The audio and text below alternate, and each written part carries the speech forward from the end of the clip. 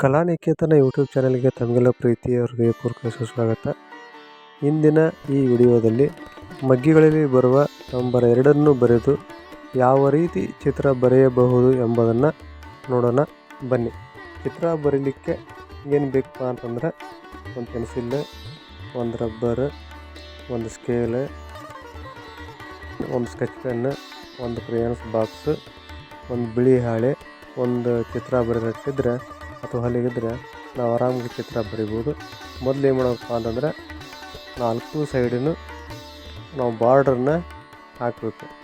ನಾವು ಬಾರ್ಡ್ರನ್ನ ಯಾಕೆ ಹಾಕಬೇಕಪ್ಪ ಅಂತಂದ್ರೆ ಯಾವುದೇ ಚಿತ್ರ ತುಂಬ ಚೆನ್ನಾಗಿ ಕಾಣಬೇಕಂತಂದ್ರೆ ಅದಕ್ಕೆ ಬಾರ್ಡ್ರ್ ಇರಬೇಕು. ಆ ಬಾರ್ಡ್ರ್ ಇದ್ದಾಗ ಆ ಚಿತ್ರ ತುಂಬ ಚೆನ್ನಾಗಿ ಕಾಣ್ತೈತಿ.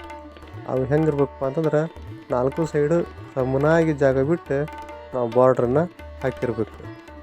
ಬಾರ್ಡ್ ಹಾಕಿದ ನಂತರ ಏನು ಮಾಡ್ಬೇಕಪ್ಪ ಅಂತಂದ್ರೆ ಮೊದಲು ನಾವು ನಂಬರ್ 2 ಬರ್ಕೋಬೇಕು.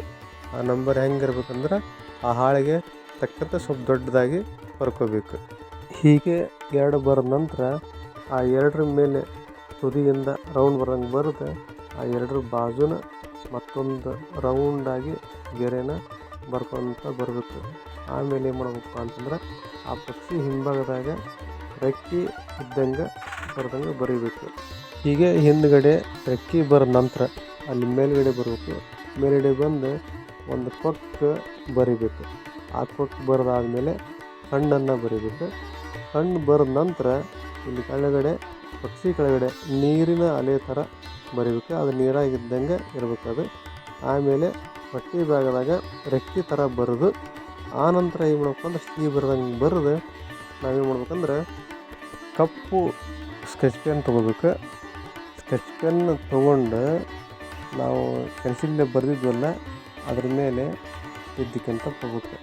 ಫಸ್ಟ್ ಕಣ್ಣು ಬರ್ಕೊಂಡು ಆಮೇಲೆ ಏನು ಮಾಡ್ಬೇಕಂದ್ರೆ ಸೇಮ್ ನಾವು ಮೊದಲು ಹೆಂಗೆ ಬರ್ತಿಲ್ಲ ಅದ್ರಂಗೆ ತಿದ್ದಿಕೊಂತ ಬರ್ಬೇಕು.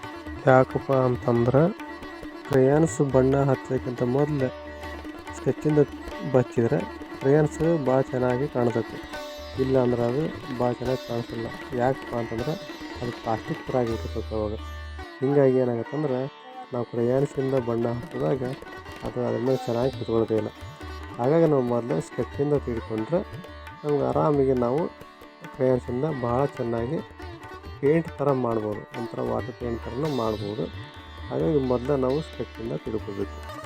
ಹಿಂಗೆ ಬ್ಲ್ಯಾಕ್ ಸ್ಕೆಚ್ ಪೆನ್ನಿಂದ ನಾವು ಎಲ್ಲ ಆ ಪಕ್ಷಿಗೆ ಪೂರ್ತಿ ಹಿಡ್ಕೊಂಡ ನಂತರ ಬರೆದ ನಂತರ ಏನು ಮಾಡಬೇಕಪ್ಪ ಅಂತಂದ್ರೆ ಆ ಕ್ರೇಯಾನ್ಸಿಂದ ಲೈಟ್ ಬ್ಲೂ ಇರ್ತಕ್ಕಂಥ ಕ್ರೇಯಾನ್ಸ್ ಬರ್ಬೇಕು.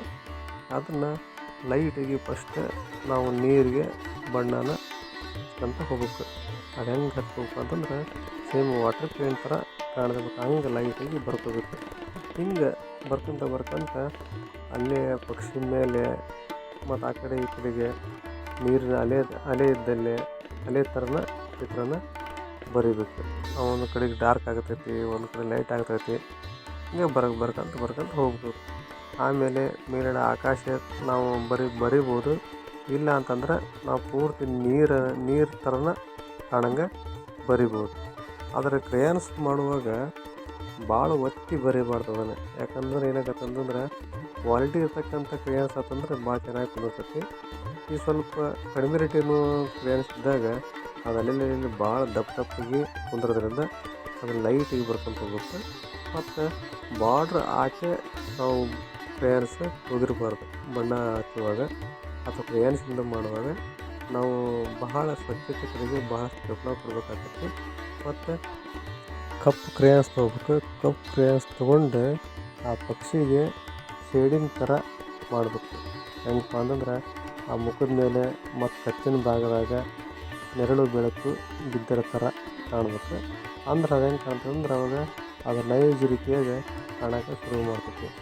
ಆಮೇಲೆ ಏನು ಮಾಡಬೇಕು ಅಂದ್ರೆ ಆ ಪಕ್ಷಿ ಬೆನ್ನಿನ ಮೇಲೆ, ಹೊಟ್ಟೆ ಮೇಲೆ ಮತ್ತು ಅಲ್ಲೆಲ್ಲಿ ನಮಗೆಲ್ಲಿ ಬೇಕು ಅಲ್ಲಿ ಕೊಟ್ಟ ನಂತರ ಬ್ರೌನ್ ಕ್ರೇಯಾನ್ಸ್ ತೊಗೊಂಡು ಕೊಕ್ಕಿಗೆ ಬಣ್ಣ ತುಂಬಬೇಕು.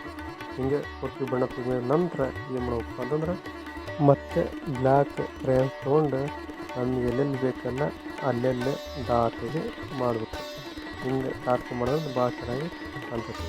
ಆಮೇಲೆ ನಾವು ಬ್ಲ್ಯಾಕ್ ಸ್ಕೆಚ್ ಪೆನ್ ತೊಗೊಂಡು ನಾವೇನು ಮಾಡಬೇಕು ಅಂತಂದ್ರೆ ಆ ಬಾರ್ಡ್ರ್ ಏನು ಹಾಕಿದ್ವಲ್ಲ ಅದನ್ನು ಮತ್ತೆ ಸ್ವಲ್ಪ ಡಾರ್ಕಿಗೆ ಕಾಣಂಗೆ 4 ಸೈಡು ನಾವು ಬ್ಲ್ಯಾಕ್ ಸ್ಕೆಚ್ ಪೆನ್ನಿಂದ ಅದನ್ನು ಬಾರ್ಡ್ರನ್ನ ಹಾಕ್ಬೇಕು.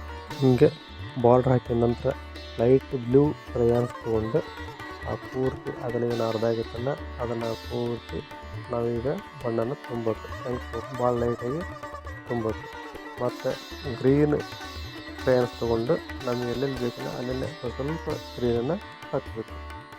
ದಯವಿಟ್ಟು ಯಾರ್ಯಾರು ಈ ವಿಡಿಯೋ ನೋಡಕತ್ತಿರಲ್ಲ ಅವರು ಈ ವಿಡಿಯೋನ ಸಬ್ಸ್ಕ್ರೈಬ್ ಮಾಡಿರಿ, ಶೇರ್ ಮಾಡಿರಿ ಮತ್ತು ಪಕ್ಕದಲ್ಲಿರುವ ಬೆಲ್ ಐಕನನ್ನು ಪ್ರೆಸ್ ಮಾಡಿರಿ ಅಂತ ಹೇಳ್ತಾ ವಿಡಿಯೋ ನೋಡೋದಕ್ಕೆ ಎಲ್ಲರಿಗೂ ತುಂಬ ಧನ್ಯವಾದಗಳು.